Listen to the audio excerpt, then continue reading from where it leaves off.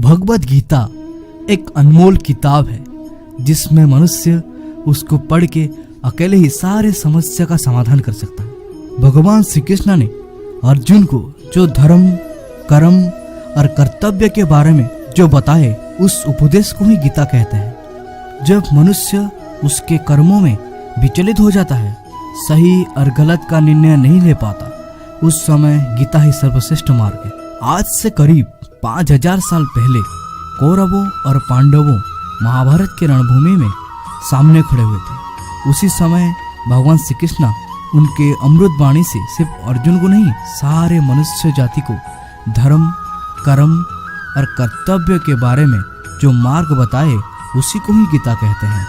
गीता का मार्ग से जन्म और मृत्यु के चक्र से मुक्ति मिलता है, अर्थात आत्मा परमात्मा के साथ लीन हो जाता है और पुनर्जन्म से मुक्ति मिलता है।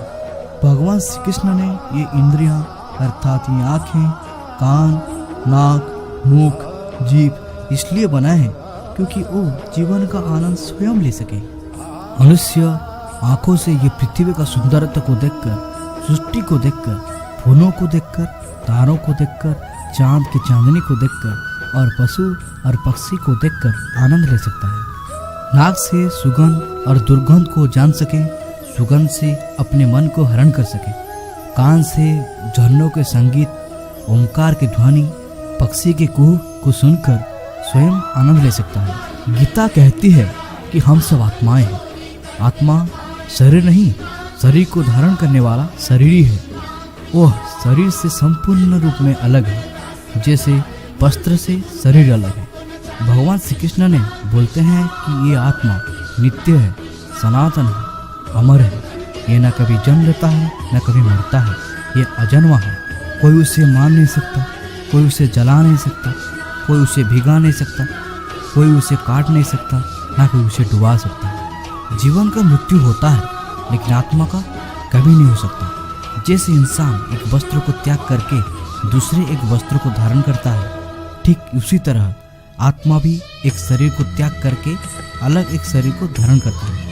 आत्मा परमात्मा के साथ लीन होने के लिए जीवन रूपी परीक्षा में बार बार बैठना पड़ता है। उस परीक्षा से पास होने के लिए मनुष्य को जन्म लेना पड़ता है और परीक्षा में पास होके जन्म और मृत्यु के चक्र से मुक्ति पा सकता है। आत्मा का 4 स्तंभ है।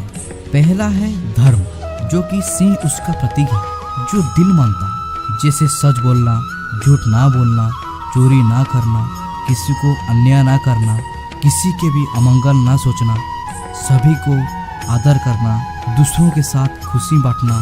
सेकंड में है कर्म, बाघ इसका प्रतीक है। मनुष्य उसके कर्म योग के जरिए मुक्ति पा सकता है। शरीर के द्वारा किए हुए कर्म को ही कर्म योग कहते हैं। वाल्मीकि रामायण लिख के श्रवण कुमार उनके पिता माता को 4 धाम की यात्रा करा के मुक्ति प्राप्त किए हैं। ध्यान मतलब मेडिटेशन के जरिए परमात्मा के साथ योग लगा जा सकता है।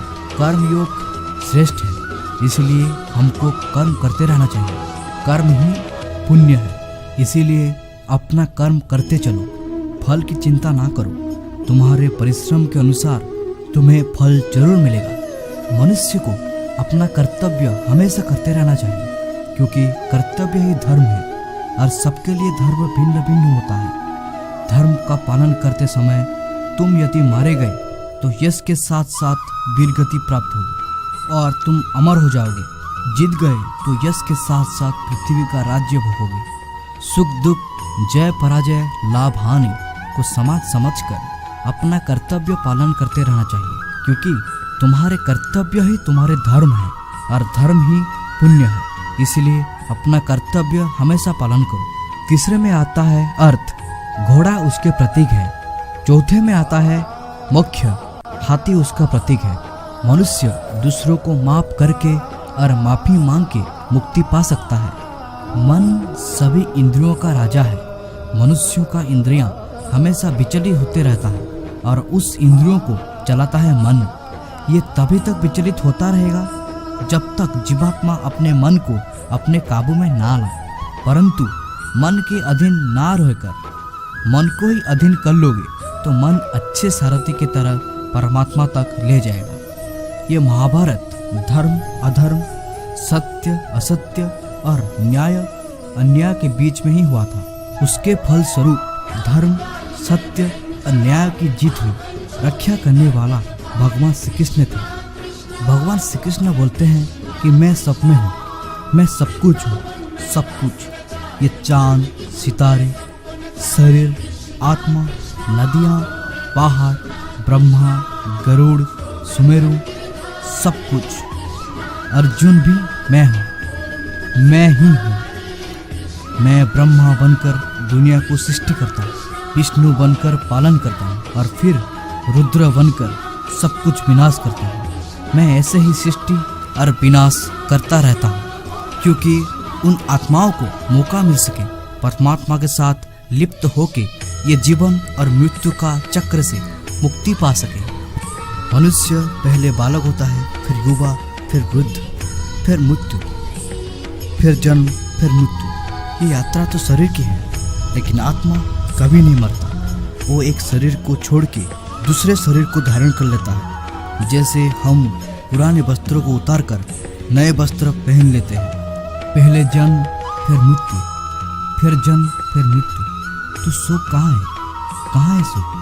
मृत्यु तो सुनिश्चित है, मृत्यु तो अटल है। तो मृत्यु को सोचे बिना अपना कर्म करना चाहिए, अपना कर्तव्य करना चाहिए, क्योंकि हमारा कर्तव्य ही हमारा धर्म है और हमारा धर्म ही हमारा पुण्य है। भगवान श्री कृष्ण बोलते हैं कि तुम मेरे शरण में आ जाओ। पूजना है तो मुझे पूजो, मांगना है तो मुझे मांगो, मुझे नमस्कार करो, मैं तुम्हारे सारे पाप को माफ कर दूंगा।